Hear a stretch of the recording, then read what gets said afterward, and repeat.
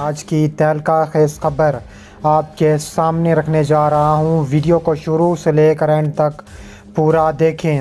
ناظرین گرامی، ایران جنگی میدان میں آ گیا، خطرے کی گھنٹیاں بجا دیں۔ ایران کا تباہ کن میزائل کا تجربہ کامیاب، اسرائیل امریکہ کی چیخیں نکل گئیں۔ ویڈیو کی تفصیلات میں آگے بڑھنے سے پہلے ہماری ویڈیو کو لائک کر دیں، چینل کو سبسکرائب کر کے بیل آئیکن پر ضرور کلک کر دیں۔ ناظرین گرامی، ایران جنگی میدان میں آ چکا ہے، خطرے کی گھنٹیاں بجنے لگی ہیں۔ ایران کا خطرناک ترین میزائل کا تجربہ کامیاب ہو چکا ہے۔ 12,000 کلومیٹر رینج کا میزائل لانچ کر دیا، جو 10 منٹ میں پورا اسرائیل تباہ و برباد کر سکتا ہے۔ دوسری جانب اسرائیل کا منہ توڑ جواب دینے کا فیصلہ۔ غیر ملکی میڈیا پر تہران کی جانب سے الفجر ہائپر سونک میزائل کی نقاب کشائی کے فوراً بعد ہی تجزیہ و تحلیل شروع ہو چکی ہے۔ تہران کی جانب سے الفجر ہائپر سونک میزائل کی نقاب کشائی کے بعد غیر ملکی میڈیا نے اس خبر کو کوریج دیتے ہوئے اس میزائل کی تفصیلات کے بارے میں وضاحتیں فراہم کی ہیں۔ یاد رہے کہ الفجر میزائل غاصب اسرائیل کو 10 منٹ میں نشانہ بنا سکتا ہے۔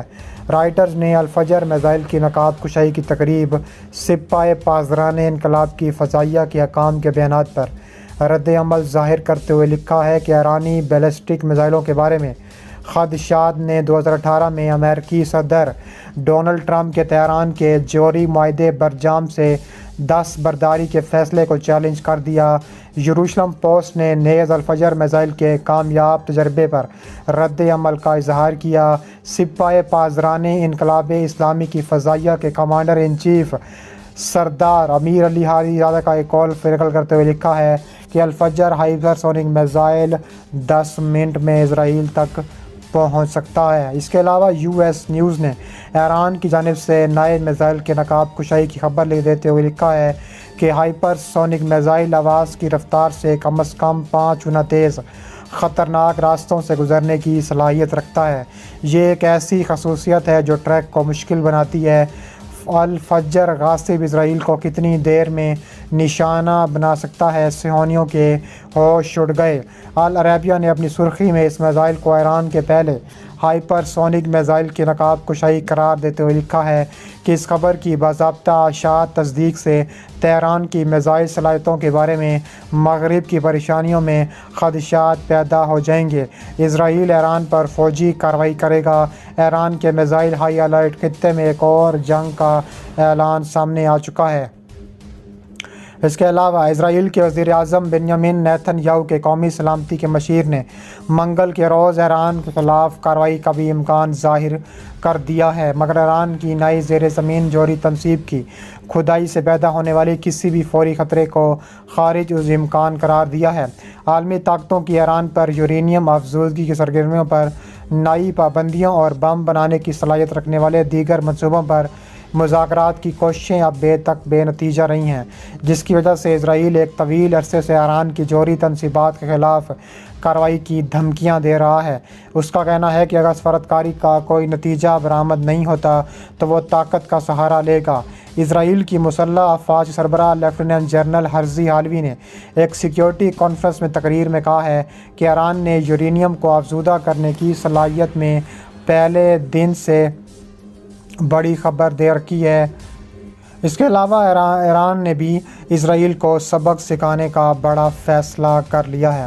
اس کے علاوہ انہوں نے مزید بتایا ہے کہ یہ پیش رفت کیا ہو سکتی ہے اور نہ ہی یہ بتایا ہے کہ کیا کارروائی کی جا سکتی ہے اور کس کے ذریعے کی جا سکتی ہے۔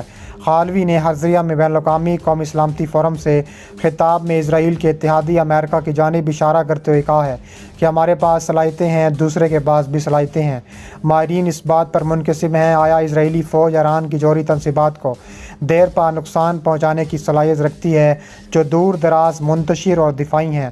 ایران نے جوہری بم کی تیاری سے انکار کیا، کسی بھی حملے کا تباہ کن بدلہ لینے کا وعدہ کیا۔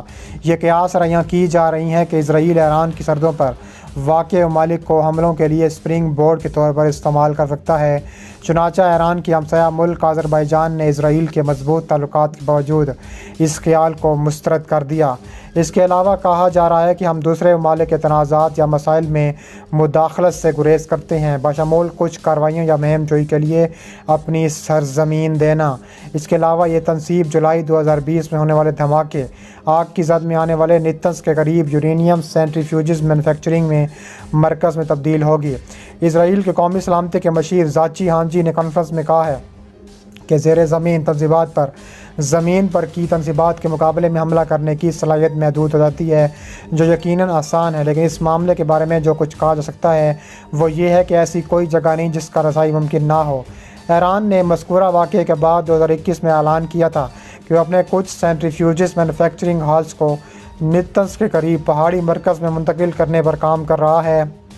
اس علاقے میں ایرانی انجینئرز طویل عرصے سے کھدائی کا کام کر رہے تھے۔